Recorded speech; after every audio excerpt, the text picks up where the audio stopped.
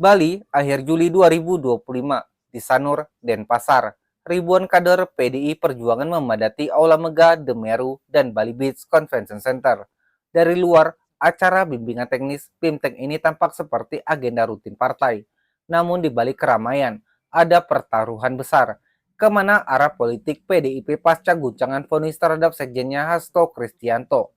Apakah Partai Banteng akan kembali mengibarkan panji oposisi seperti di era pemerintahan SBY yang berbuah kemenangan besar pada tahun 2014 lalu? Ataukah mereka akan memilih jalan kompromi merapat ke barisan kekuasaan demi menjaga soliditas? Pertanyaan itu menggema bukan hanya di telinga para kader, tapi juga di benak publik yang tahu betul bahwa apapun pilihan PDIP akan menentukan peta politik Indonesia.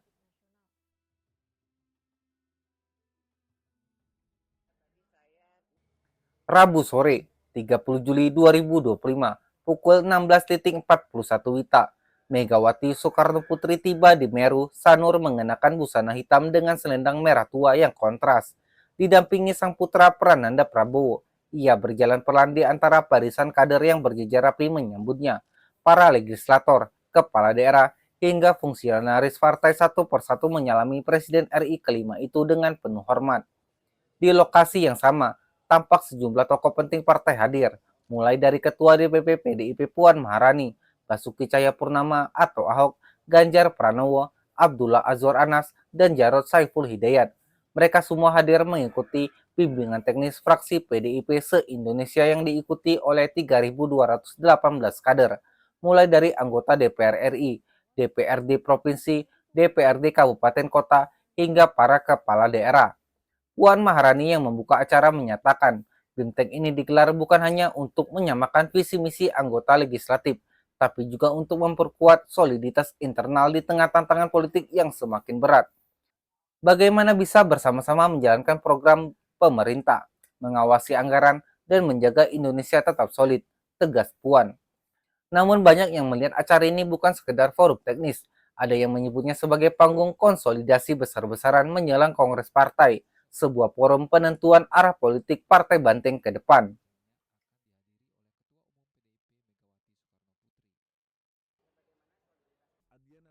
BIMTEK ini digelar hanya beberapa hari setelah Sekjen PDIP Hasto Kristianto divonis 3,5 tahun penjara dalam kasus suap terkait Harun Masiku.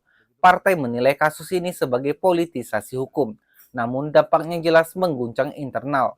Direktur Arus Survei Indonesia ASI Ali Rifan menilai BIMTEK ini menjadi momentum konsolidasi menjelang Kongres. Pasalnya, ada dua faksi besar yang kini saling tarik-menarik di tubuh partai. Faksi Hasto, yang dikenal cenderung mengambil sikap oposisi terhadap pemerintah. Faksi Puan yang dinilai lebih pragmatis dan ingin merapat ke lingkaran kekuasaan. Siapa yang akan mengisi posisi sekjen pasca vonis Hasto menjadi kunci.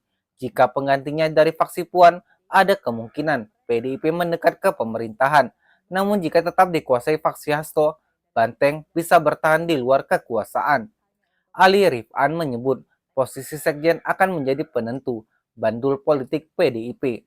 Kalau sekjennya dari faksi Puan, kemungkinan besar PDIP akan merapat ke pemerintahan. Tapi jika tetap dikuasai faksi Hasto, mereka akan tetap jadi oposisi. Skenario ini mengingatkan banyak pihak pada dinamika pasca pemilu 2014, ketika PDIP dengan tegas berada di luar pemerintahan SBY dan berhasil menjadi pemenang pemilu. Namun kali ini, kondisinya berbeda.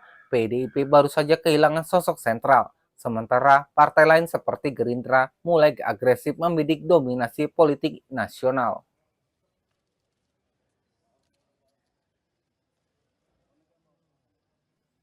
Dalam pidato penuh emosi di hadapan ribuan kader, Megawati menegaskan bahwa perjuangan partai tidak pernah berhenti demi menjaga NKRI. Ia mengingatkan pentingnya soliditas di semua tingkatan, disiplin organisasi, dan gotong royong yang menjadi ciri khas Banteng. Kalau tiangnya rapuh, negara bisa runtuh. Kita pernah dijajah 3,5 abad. Apa kita mau dijajah lagi? Jangan. Seru Megawati disambut teriakan merdeka dari para peserta. Pesan itu seolah mengingatkan kembali pada era pemilu 2014, ketika PDIP yang jelas-jelas menjadi oposisi di era SBY justru mendapatkan keuntungan elektoral besar. Kala itu sikap tegas berbuah kemenangan. Namun kondisi 2025 jauh berbeda. Pada pemilu 2024 lalu, PDIP memang masih bisa unggul tipis karena berada di barisan pemerintah dan punya logistik kuat. Tapi jika kali ini partai terlihat gamang, tidak jelas arah politiknya, analis memperingatkan banteng bisa disalip partai lain. Gerindra yang kini berada di puncak pemerintahan bahkan secara terbuka menargetkan 30% suara pada pemilu mendatang.